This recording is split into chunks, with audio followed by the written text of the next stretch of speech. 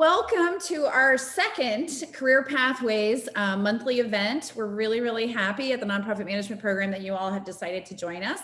I've been joking that this is going to be a fireside chat. I've got my fireplace here in the background. I am so happy to be here, both as a faculty member, but also as academic director, to talk about some of the things that I have been talking to students about for years. But are particularly, I think, pertinent right now during our economic times and other stresses that are going on in our sector, in all sectors right now. And I think it's just a good juncture to be talking to people about how you might think about framing, and I don't mean that literally, but framing the degree that you either have already or that you are getting from the MS in Nonprofit Management here at Columbia. And this includes also for some of you who may have gotten the previous iteration of this degree in fundraising management. So I want to make sure that we're also including, as we always do, but those can be different considerations if you got your degree 5 or more years ago from this particular program. I'm going to set out a couple of remarks that I developed many years ago now, actually when I was mentoring a lot of young lawyers. But this is a framework that I like to offer up to folks who sometimes, career moves, career ideas are both exciting and they're anxiety producing. I understand that. Anyone who's looked at my bio knows that I have moved around over the years in jobs. And I myself sometimes, when I was a younger professional, I won't say I'm old, but I'm definitely middle-aged plus at this point. And I say that in a very personal way. I was asked sometimes, like, how does this all hang together in your career? And I gave another interview this week where I said the same thing I'm saying now, which is that if you look at my resume, and I encourage people to actually look at bios of people who are further along in their careers than you are, it's one of the best things you can do to think about your own career.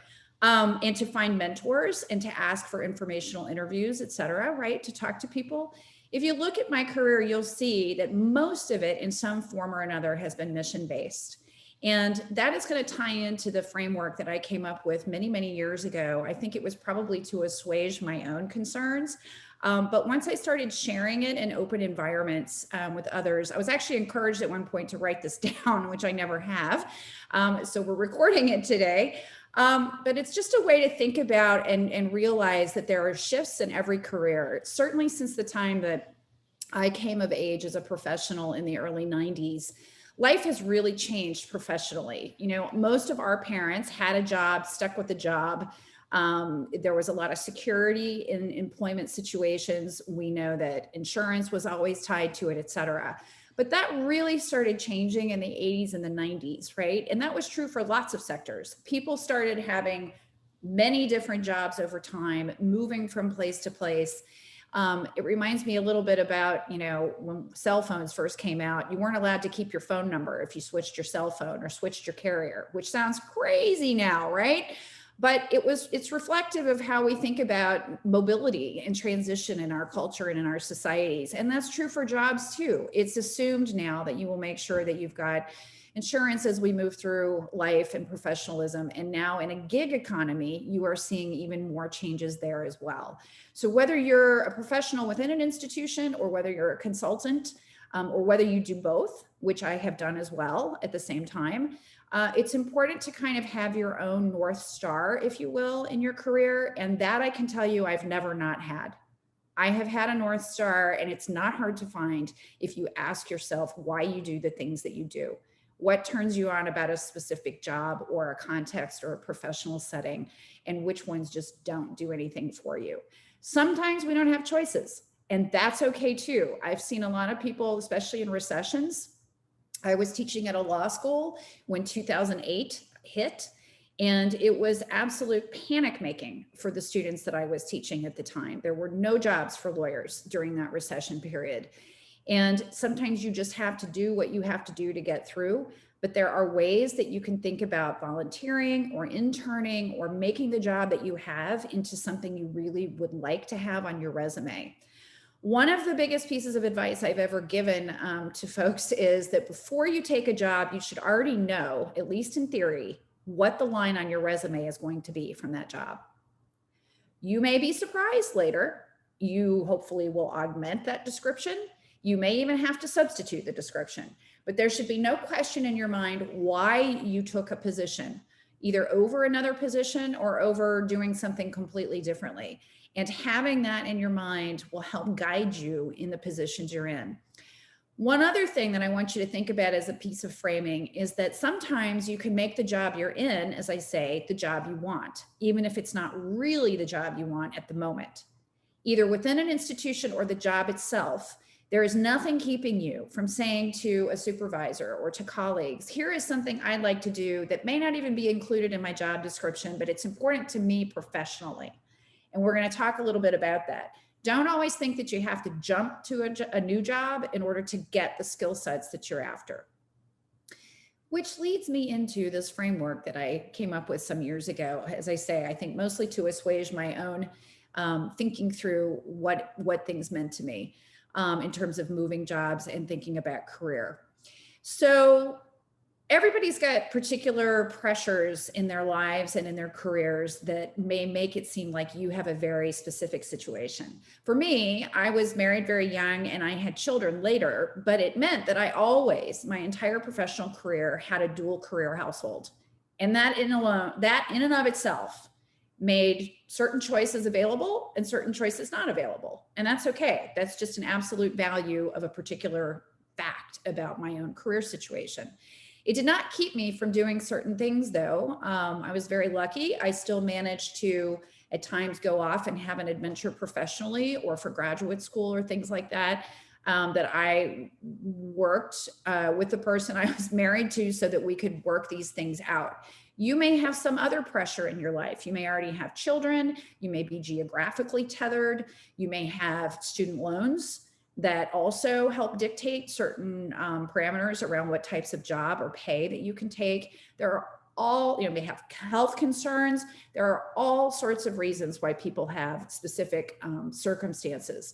And this particular idea that I'm about to give you helps, I think, navigate some of that and perhaps, as I say, assuages a little bit of anxiety around these things. And it's built around this idea.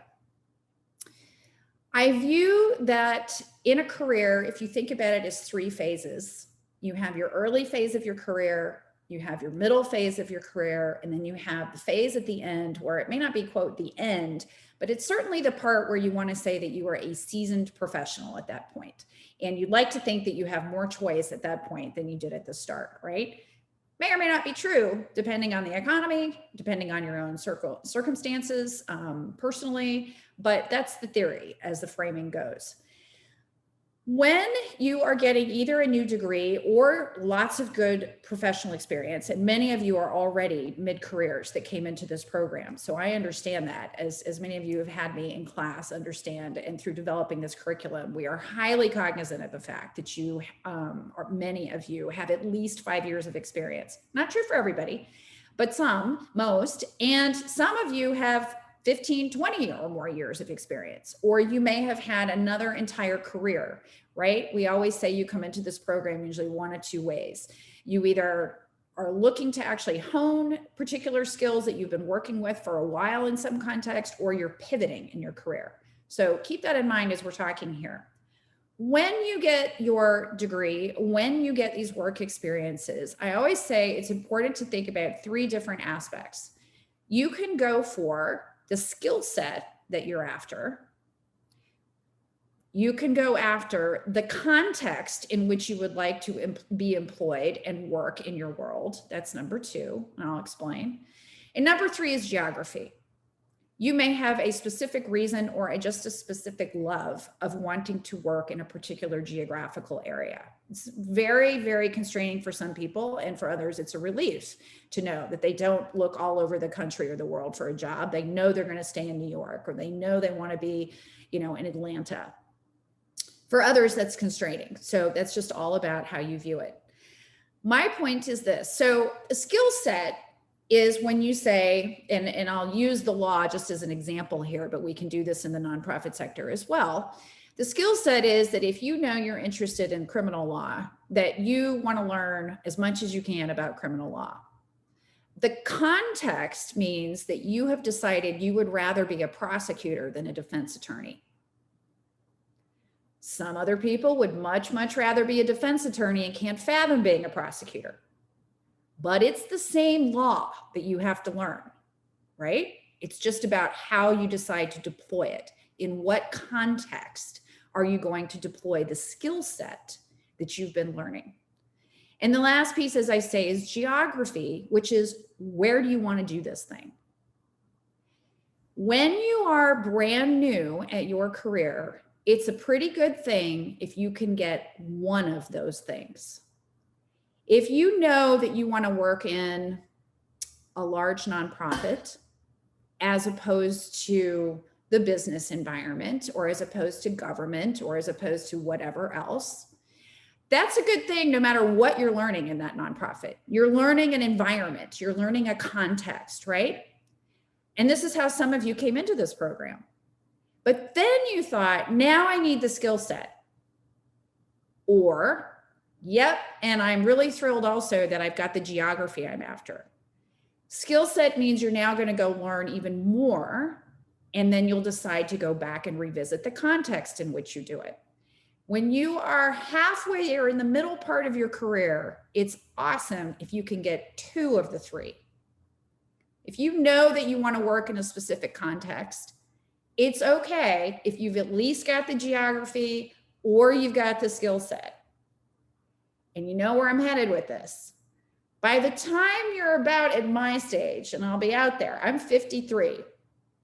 By the time you're about my age and more, folks, it's really awesome if you can get all 3.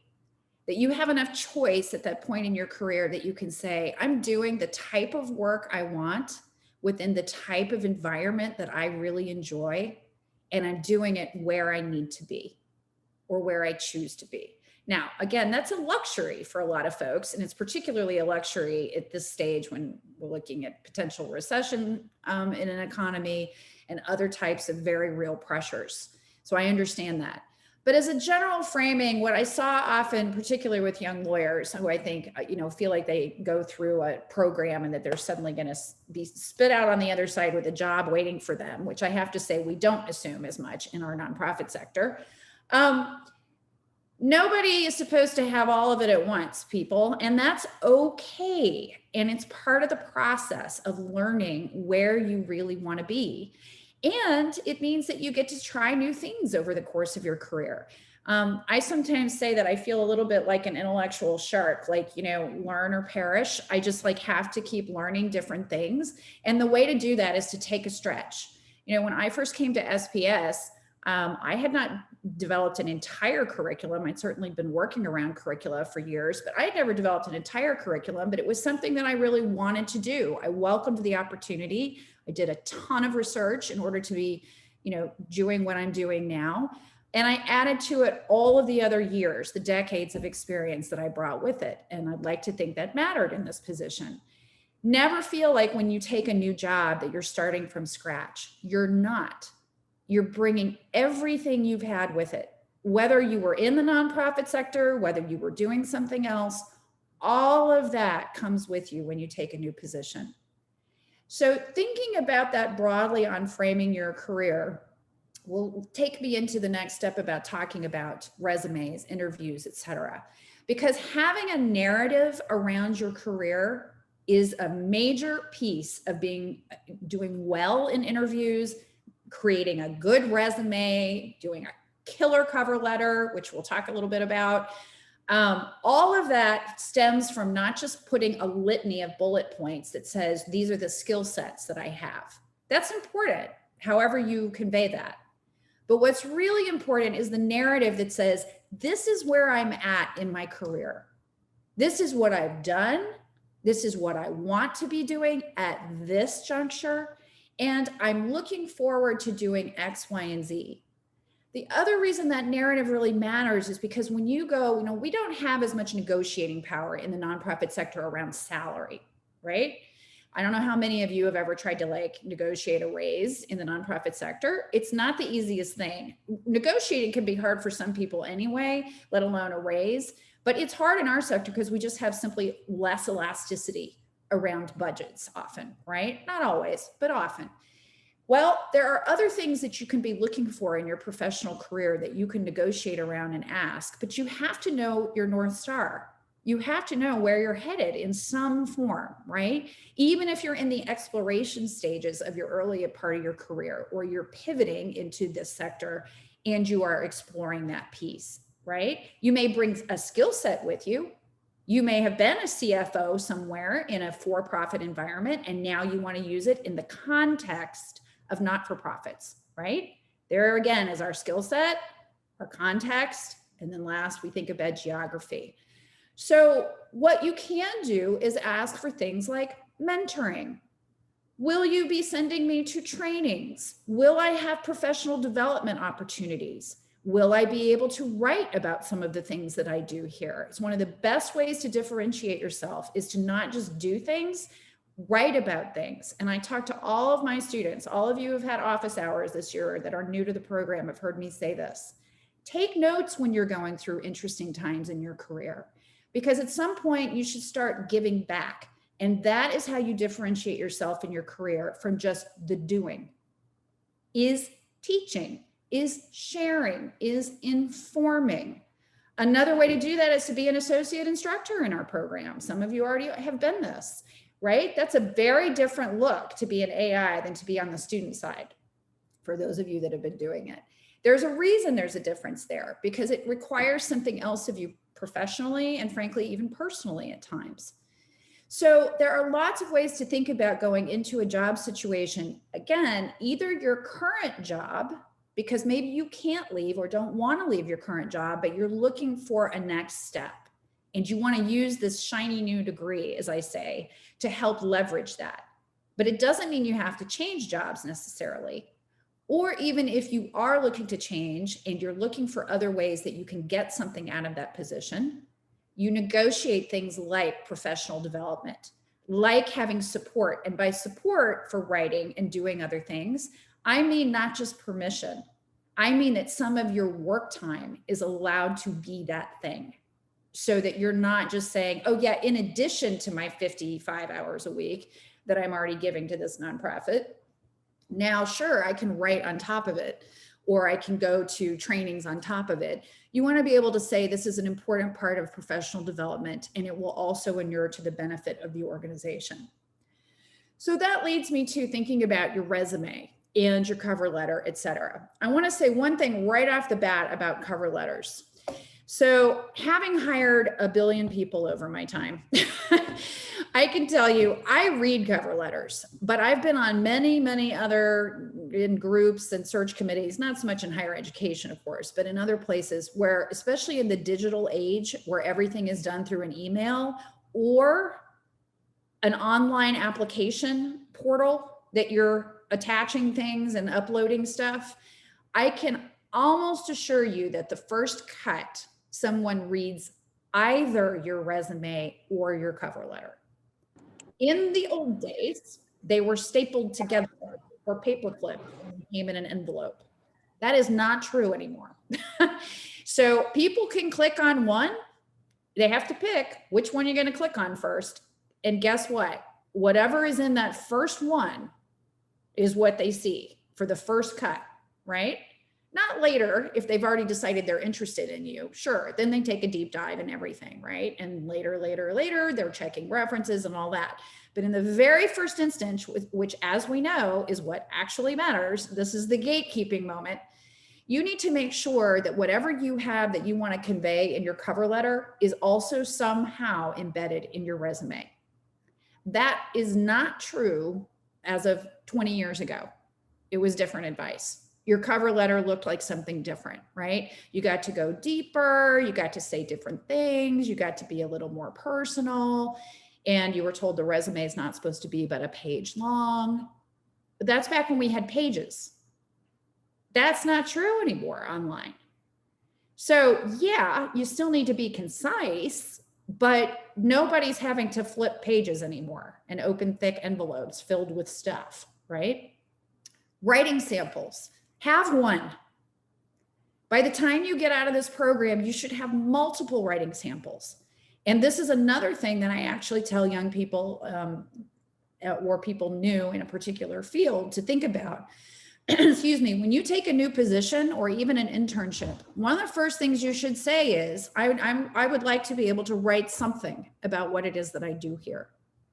Now, you have to take into account proprietary information, privacy. You're not trying to air dirty laundry about an organization, but you need to have some artifact of something, even if it means it's something you wrote. You know, let's say you wrote the annual report for your organization, or you wrote the development plan. Even if you have to redact, even if you have to anonymize something, everywhere you go should have a writing sample, because it's not a given that people can write anymore. Newsflash. Everybody comes with different writing skills. I'll give you that. And there are lots of ways to convey in writing. For those of you that tuned into my Writing for the Mission-Based Audience this week, you've already heard this.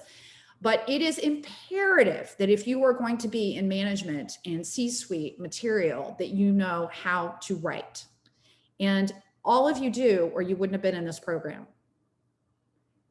Don't take that for granted, and make sure people know that you can. So that's another thing that you ought to have. And again, they're not going to click on that one until they've already decided they liked the opening paragraph of your cover letter, or they saw something at the top of your resume, and the very first thing they can see on their phone, that they now have decided that they want you, right? Enough to go deeper. And that's something real you need to think about. It's no different than marketing. People don't read the 20th line anymore unless the first 3 on their phone show up as something interesting.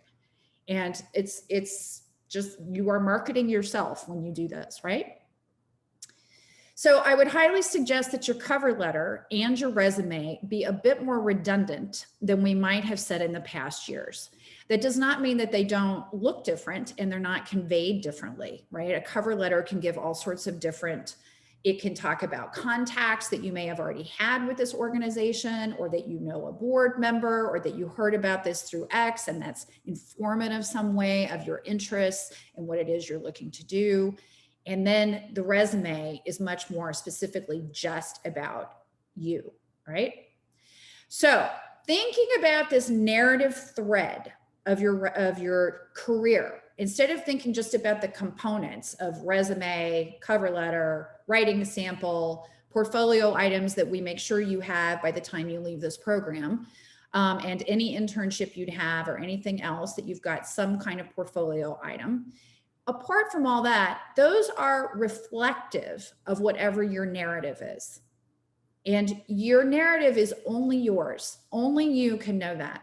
I will have students come in and I will say, so tell me about yourself. Like, where have you been? How'd you get here?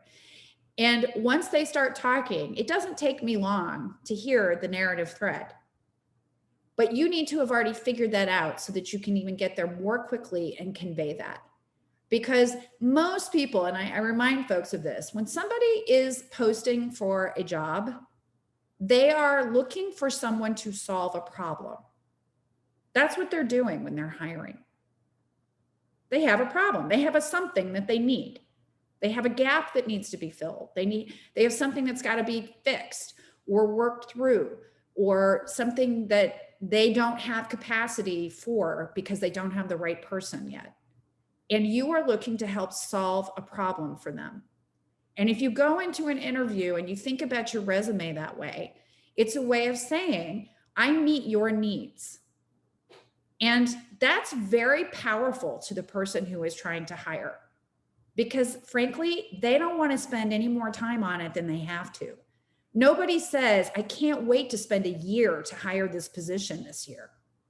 It's A, crazy talk, and B, it doesn't make any sense because they usually have an immediate something, right? They don't post for something that's ephemeral and is like, hey, we might have this job in 8 months.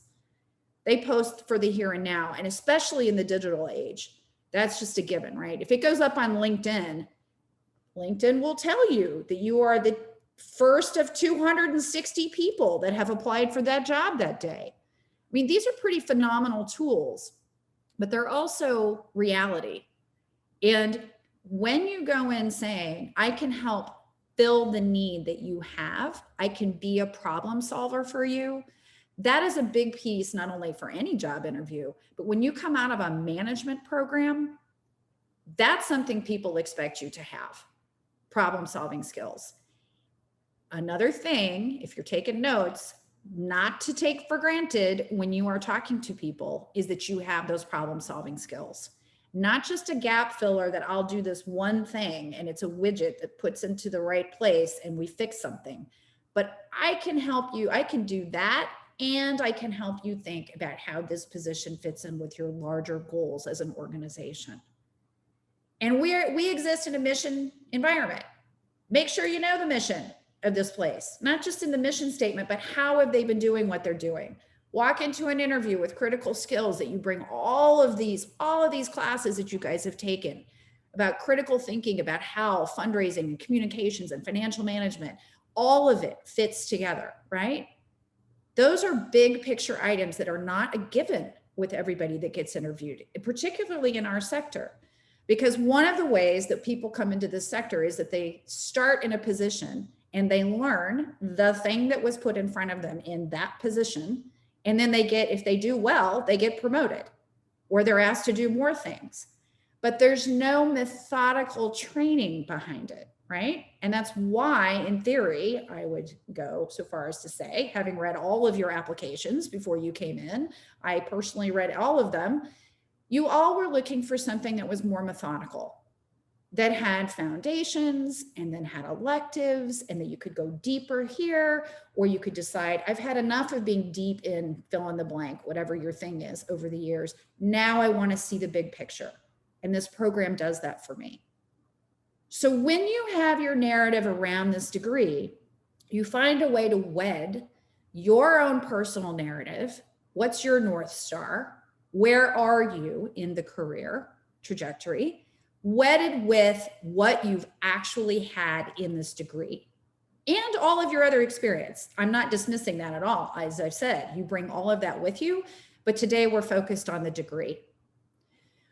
I highly suggest in your resumes, every single time I talk to a student like this or an alum, that you actually list some of your classes that you were, and that you put a link.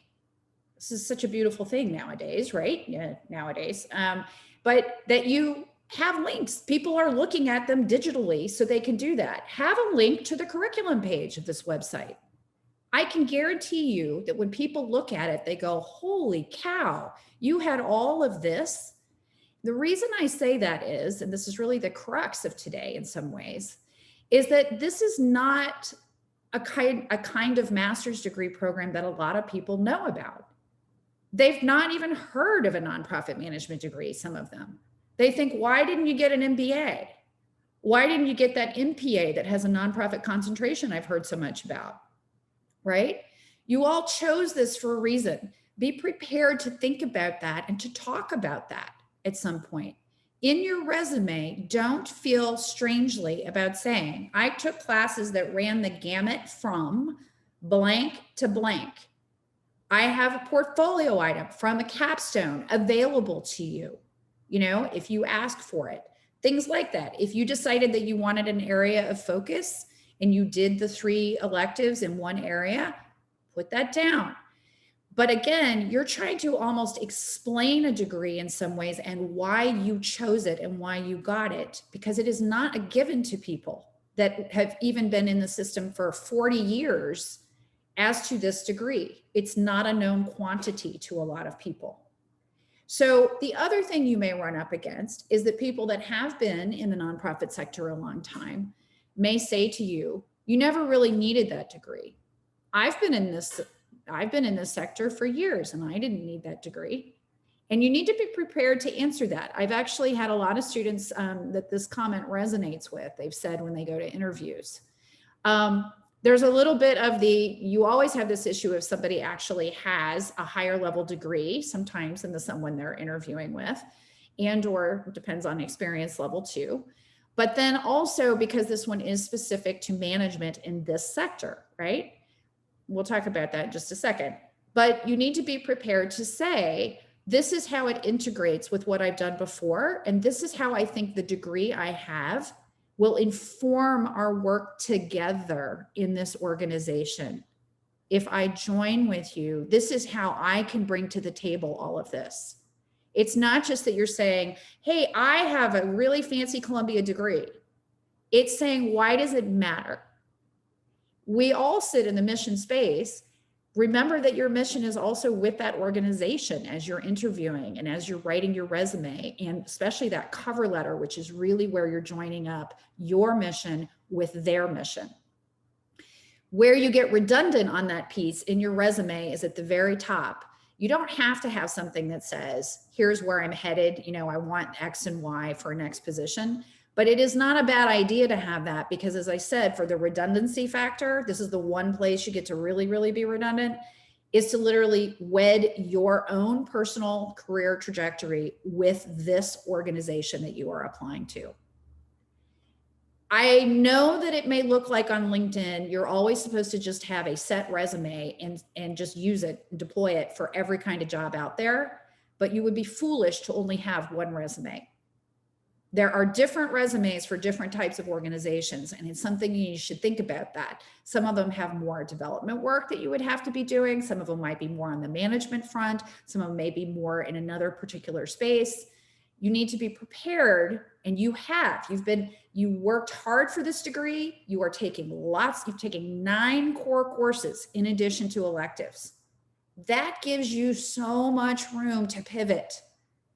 So much room to be able to say, I focused on certain aspects around governance. We really went deep on that in the, you know, if you're looking at a management position and working with boards or thinking about that. And oh, we did that in our capstone project. Absolutely. Right. Versus saying, yeah, I actually have a background now in working with the financial statements. And I took the business of nonprofits. So I really have thought a lot about infrastructure issues within an organization. One of the traps in our sector often is that people get caught up in talking only about mission and thinking that passion is enough to make you successful as a candidate. You can't be a good candidate without being passionate, but that's not enough. And it's why you all realized that and came and got an MS in nonprofit management at Columbia, because you realize that passion's awesome, but it's not enough to do the things that you wanted to do and really move the needle.